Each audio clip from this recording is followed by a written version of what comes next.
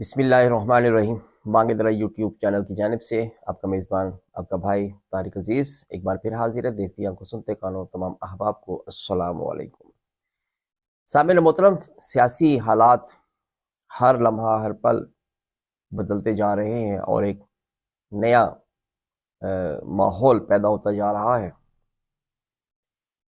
کہنے کو تو بہت ساری باتیں ہیں، لیکن میں دو تین چیزیں آج کے اپنے اس ولاگ میں آپ حضرات کے سامنے رکھوں گا۔ پاکستان کی 70 سالہ تاریخ میں یہ بات خوش آئند ہے کہ افواج پاکستان کو اور اس کے اعلیٰ عہدیداروں کو، چیف آف آرمی اسٹاف کو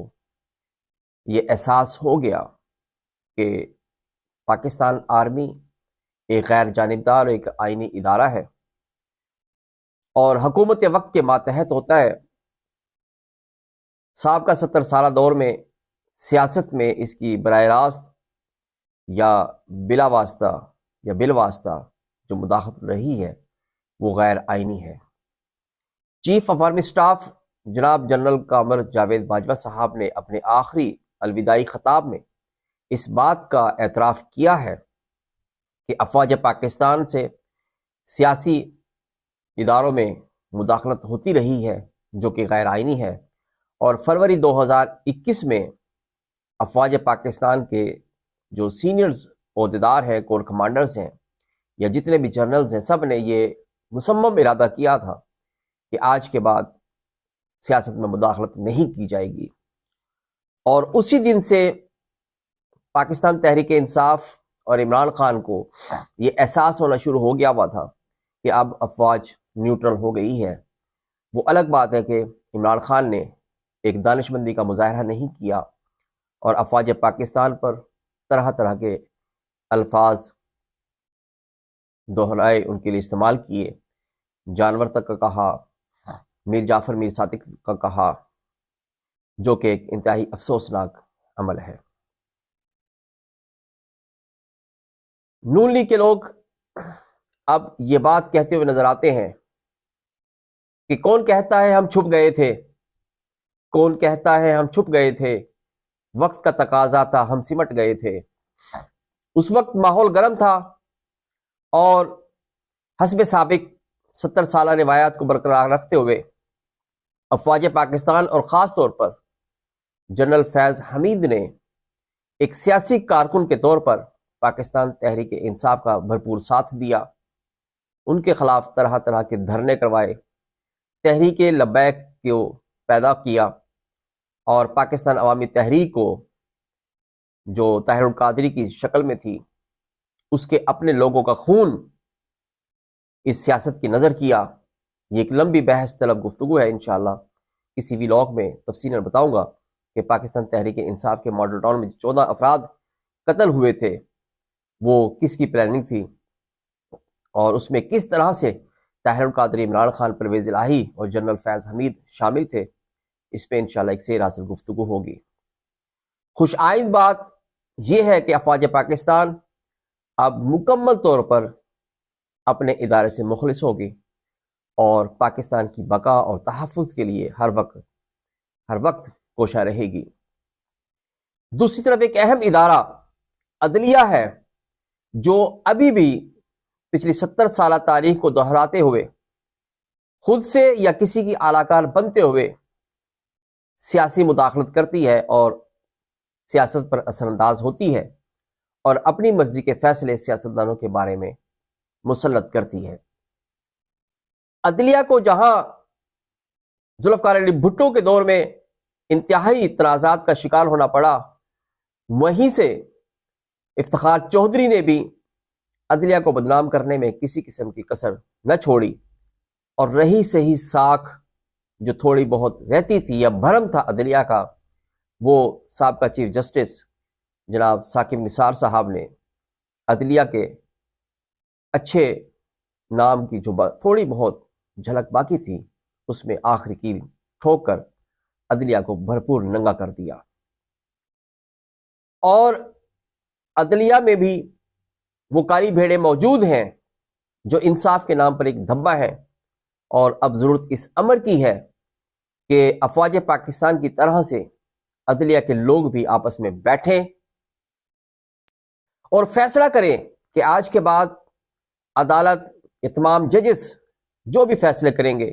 وہ غیر سیاسی فیصلے ہوں گے اور بلا ضرورت سیاسی عمل میں مداخلت نہیں کرے گی، اور سو موٹو ایکشن کے نام پر جو انصاف کے اوپر ایک دھبا ملا جاتا ہے اس سے قطعاً طور پر ہاتھ اٹھا لے گی اور سو موٹو ایکشن کا اختیار استعمال نہیں کرے گی۔ عدلیہ کو اب ضرورت اس امر کی ہے کہ وہ یہ دیکھے کہ ایک چھوٹے چھوٹے فیصلے ہوتے ہیں جو چند دنوں کا عمل ممکن میں ہوتا ہے، لیکن اس کو سالہ سال گزر جاتے ہیں۔ سابقہ کچھ دنوں میں آپ نے اخبارات میں یہ خبریں بھی پڑھی ہوں گی کہ مقدمہ پردادا کے دور سے شروع ہوا ایک چھوٹی سی زمین کا، اور پڑ پوتے کے دور میں اس کا فیصلہ ہوا۔ آپ نے یہ خبر بھی اخبار میں پڑھی ہوگی کہ جس شخص کی بے گناہی کا فیصلہ 40 سال کے بعد ہوا اس کو جیل کے اندر ہی مرے ہوئے 20 سال گزر چکے۔ آپ نے یہ فیصلہ بھی سنا ہوگا کہ کسی خاتون کا حصہ وراثت میں 40 سال کے بعد عدالت نے دیا اور مانا۔ یہ کیسے عدالتی نظام ہے کہ جو انتہائی غیر ذمہ دارانہ رویہ اختیار کیے ہوئے ہیں، چھوٹے چھوٹے فیصلے جو ایک عام آدمی بھی چند دنوں میں فیصلہ کر سکتا ہے وہ عدالت کئی سالوں پر مسلط محیط کر لیتی ہے۔ آپ نے پچھلے دنوں ایک فیصلہ ایسا بھی سنا ہوگا کہ ایک لڑکے اور لڑکی کا نکاح ہوا، اس نکاح نامے کو اصلی یا جعلی ثابت کرنے کے لیے عدالت نے 10 سال کا وقت لیا، اور 10 سال کے بعد یہ ثابت کیا کہ یہ جو نکاح نامہ ہے یہ جعلی ہے۔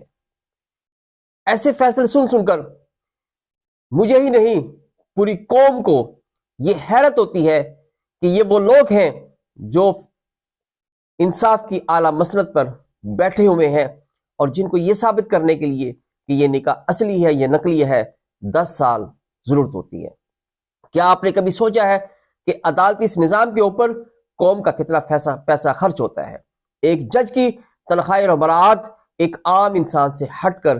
کتنی زیادہ ہوتی ہیں، اور ایک دن کا ایک عدالت کا خرچہ کروڑوں روپے کے حساب سے ہوتا ہے، اور عدالت 10 سال لگا دیتی ہے صرف یہ ثابت کرنے کے لیے کہ یہ نکاح نامہ اصلی ہے یا نقلی ہے۔ یہ ثابت کرنے کے لیے 40 سال لگا دیتی ہے کہ اس زمین پہ اس خاتون کا حصہ ہے یا نہیں ہے۔ یہ عدالت یہ ثابت کرنے کے لیے کہ یہ شخص جو جیل میں پڑا ہوا ہے 40 سال سے یہ بے گناہ ہے یا گناہ گار ہے، اور وہ جیل میں اپنی جان دے دیتا ہے، اور 40 سال کے بعد عدالت اس نتیجے پر پہنچتی ہے کہ یہ بندہ بے قصور تھا، جبکہ اس کو اس دنیا سے گئے ہوئے بھی 20 سال گزر چکے ہوتے ہیں۔